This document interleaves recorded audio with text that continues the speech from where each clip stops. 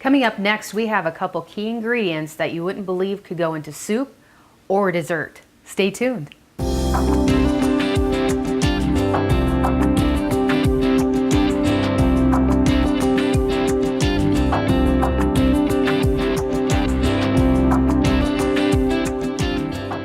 Hi, I'm Rhonda Fitterer. And I'm Laverne Dede. And on today's show, we got a couple submitted recipes, which awesome. Thank you, viewers, for submitting those recipes. And Marge Dangle, one of our loyal submitters, gave us a recipe for sauerkraut soup. Yes. And you know, I was talking to someone one day about making sauerkraut soup, and she says, I make sauerkraut soup and I love it. So let's try it. Absolutely. So it's not as new as we might think it is. Well, it sounds like something German, but is it a German dish, do you think? Possibly. I would say sauerkraut soup would be German. But it didn't happen in our German household. That's right. We didn't have that recipe yet. Okay. Well, my oven is beeping. That's just to let us know that it's hot for our dessert we're going to make. Okay. So we're going to start over here. We're going to saute 2 chopped onions. Okay. And just to get them a little tender, and I'm going to put a little bit of olive oil in the pan. There we go. And we'll get them in there. And it's not going to take very long just to get them a little tender. We're not browning them or anything. Okay. Just to saute them a little bit. And I filled my soup kettle with about half full of cold water. Okay. Because that's what we're going to start with. And this recipe, you know, like say the onions, the sauerkraut, it has ham in it. Okay. And tomatoes and barley. So it's quite a combination. It is. So I think it's going to be a pretty hearty soup. It will be. And, you know, the sauerkraut isn't overpowering. Mm-hmm. It just gives that unique flavor, put it that way. Somebody will ask, what type of soup is this? Yeah. And, you know, when I think of sauerkraut with the tomatoes, I'm thinking of, pigs in a blanket combination, your cabbage and your tomato sauce and your tomatoes and that. So, you know, something to kind of think about. Yes. Okay, so let's just get this here. Well, this is sauteing, which it doesn't take very long. I'm just going to go ahead and we're going to start over here. Like I said, I got half a kettle of cold water. Okay. You start with 2 to 3 cups chopped ham. Okay. Whatever you have there. Okay. And I'm going to put 2 bay leaves in. Okay. And if that's going to be cooking, but you know, of course, we take that out when we serve the soup. And it says 2 teaspoons of beef base. Okay. So, and you can use the cubes also if you have the beef bouillon cubes. I just happen to have the paste. Okay. That's usually what I use. And we'll get that going here. And I'm also going to add my cup of barley. But you could also use rice if you want it, you know, rice versus something barley. different. Correct. Okay. Mm-hmm. I like barley, you know, and that. And so, now this, and it says a cup. We're going to put that in there. It's not your instant barley, but it's just, you know, like that 5-minute barley roux. Okay. That and stuff. So, but I think either one would work. So we're going to get that stirred up and get that to a boil. Better check those onions, make sure they're not browning. Nope, they're not, but they're cooking. They're cooking. You can smell them. And then we're going to bring this to a boil and let it cook probably about 10-15 minutes. Okay. Then we're going to add I got 4 medium diced potatoes already, cubed and cut up, and then the sauerkraut. It calls for a large can of sauerkraut. Okay. I usually have the jar, and the jar is a little bit more than the can is, you know, even the large can. So I used about 2/3, 3/4 of that. And you know, and I think you could actually put it all in if you wanted to. It's not going to make much difference. It's not a something that has to be exact, so. Right. Well, you can always save sauerkraut and make Reuben sandwiches too. That's right. Those are always good. Or that wonderful Reuben Skillet. Yes, casserole that we was made. good. That Had a couple people at work try that and commented very favorably on that one. Yep, it was good.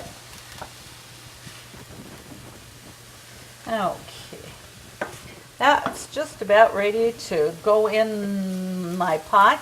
Okay.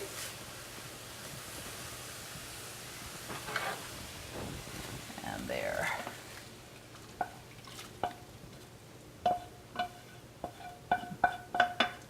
So we'll just let that come to a boil. Yeah, we're just let it come to a boil, and you know what we can do while we're waiting for, I'm gonna set this on a trivet here so it's not hot.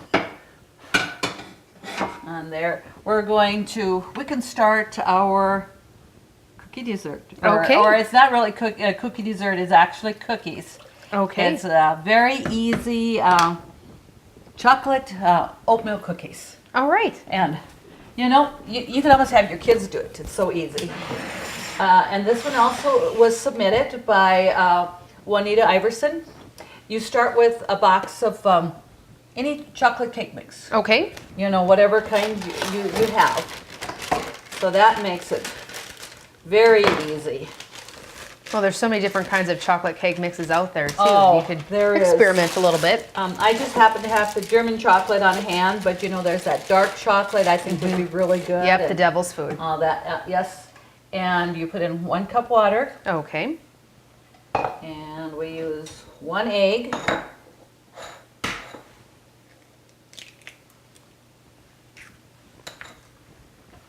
And 1 cup plain yogurt.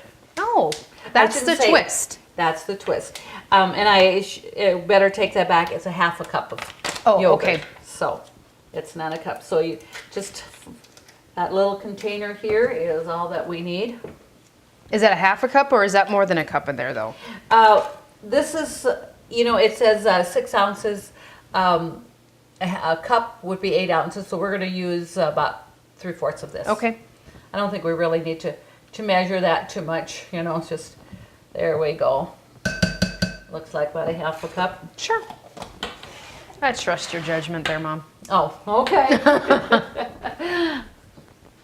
And I'm going to just take my mixer and we're going to just blend that up here.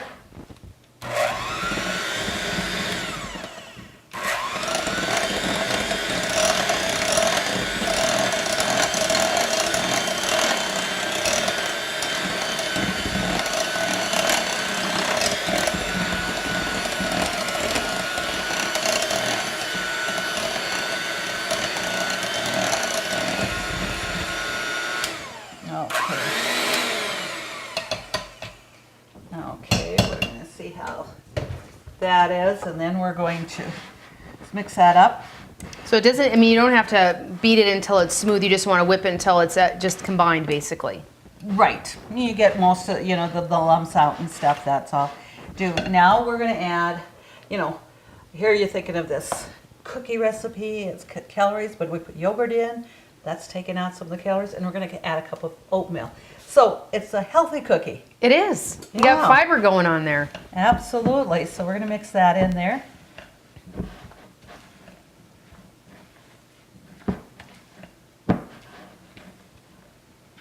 And we're going to mix 1/2 cup of chopped walnuts. Okay. So very simple ingredients. It is. It's quick and they're good. And sometimes, you know, I have a tendency when I bake, I mean, if I'm going to bake, I'm going to make it worthwhile. So you make, you know, really 2, 3, or twice the batch, and then you freeze some. But you know, if you want something just really quick and have it fresh, and nothing more better than a warm cookie. It is. So we'll set that aside, and then we'll just spray the pans here. Okay. And then we're going to just drop the spike teaspoon onto the cookie sheet, and we got the oven heated at 350. Okay. And then it goes from 12 to 15 minutes. Oh, So okay. we're gonna just put that on there. And the batter is, I mean, it's not real stiff like, you know, sometimes, you know, what I think of a cookie dough. Right. But the recipe calls for, you know, you can frost them with cream cheese frosting or a chocolate frosting. Oh, okay. Or, of course, you can just eat them plain too. Just put that in there. Well, you know, if I'd have been smart, I'd You would have gave done- me a spoon too, wouldn't you have? There you go. And so we'll get that in there.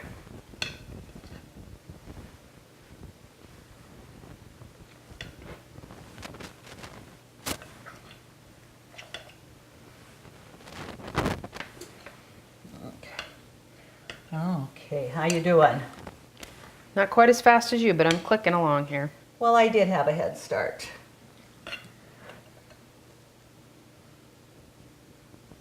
You know, as I was putting that yogurt, using the yogurt, you know, I really think that half a cup of sour cream would work well too Okay. in this recipe. That it just wouldn't have to be the yogurt, but it does. You know, it's a few less calories. Okay. So we'll just. Mine aren't Okay. probably all shaped like cookies, but Oh. they all bake out, right? That's right, they will. Okay, so, you know, as long as we're waiting there, we're going to just pop these in the oven. Okay. And then we'll set that timer. And we have the oven set at 350 degrees. 350? Okay. Yes. And I'm going to put, you know, it says between 12 and 15 minutes. I'm going to start with 13 minutes. Then we'll check, and then if we need a minute or more, then we can. Sure. So let's do that. Okay, the buzzer's going off for our cookies. Let's just stir the soup a little bit, and it's boiling. But I'm going to give it a few more minutes because it wasn't boiling quite yet, you know. Okay. So because it says like 10 to 15 minutes. Okay. Okay, so we're going to take out the cookies. Now that's, we put it in for Oh. 13 minutes. Is that 13 minutes? looks good? We don't have to bake them Let's longer? just put that. Nope, they're done. Okay. And you don't want to overbake these either. So let's just put it out there. Okay, no, they're definitely done. Okay. And I'm going to frost them with a cream cheese frosting. Okay. I like cream cheese, and I always make my own cream cheese. You know, frosting is so much better than the can. And you know, you just take an 8-ounce box of cream cheese, and I use probably about 3 tablespoons of butter and some vanilla, and that's it. I put about 4 cups of powdered sugar in. Yep. And if it's a little bit too soft yet, add another, you know, half a cup or cup, and just beat it well, and you get it nice and fluffy, and it's good. And that recipe makes quite a bit of frosting, but You can freeze it. You don't have to use Yep. it all at once. You freeze it, put it in the container, and Well, that's good for just- if you're going to make banana bars or carrot bars, or I mean, it's a pretty basic recipe you can use on so much. yeah, it is nice, definitely. Okay, so we had the first here. We got 24 cookies here. There was a dozen, and you know, it'll make about 48 dozen. I mean, 48. 48 dozen, 48 cookies. So 4 dozen cookies. Yes. And that. So we'll let that cool, and we'll be back shortly, and we'll double check our soup, and then we can quick frost our cookies. Sounds great. And now we're going to be able to add our potatoes. Okay. Okay. And like I said, I used 4 medium potatoes, just cube them. I cut the pieces fairly small. Okay. That's. And then the sauerkraut. And I did drain the sauerkraut. You don't need to rinse it, but we drained it.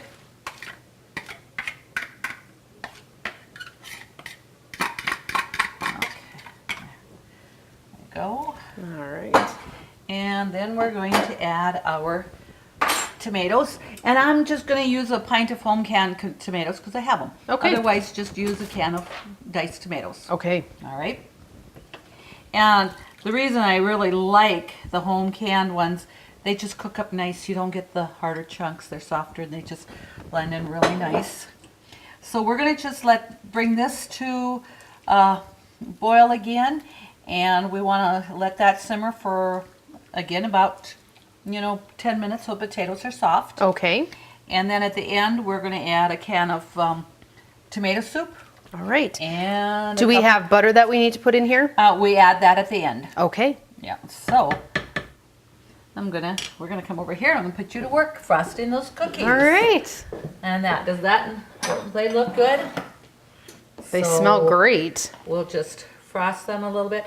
And one thing about using your cream cheese frosting, you have a contrast color. Your chocolate, and then you have your cream cheese, your white topping, and that. And if you have somebody, and the cookie is not a sweet cookie at all. No, but the cream cheese is what it's going to add a little, make it a little bit sweeter. So if you'd have somebody that maybe you would, that's a diabetic and they would like a cookie or something, I think, this would do well without the frosting. Absolutely. With that on there. So, and then these really store very nicely good. You can put them in the freezer or. Well, and being it's a cake, if they make it. It's just a soft cookie. It is. It is a soft cookie on that. So, like I said, we baked it for 13 minutes. If you made it a little bit longer, it would be a little bit crunchier cookie. And that. But then, to me, you don't want to make it too long. You don't want it to dry out because it is kind of like a cake cookie. Right. And that. So, yeah. I wish we could hand one of these to our audience right now. They'd love it. Well, they would take it. Okay. So we'll just wait a little bit till our soup is done, and then we'll feature our soup. Now we're going to add our tomato soup and our butter. I see these bay leaves here. I'm going to take those out because we're not going to want to eat those. Okay. I'm going to turn this down just a little bit here. And like I said, 1 can of tomato soup.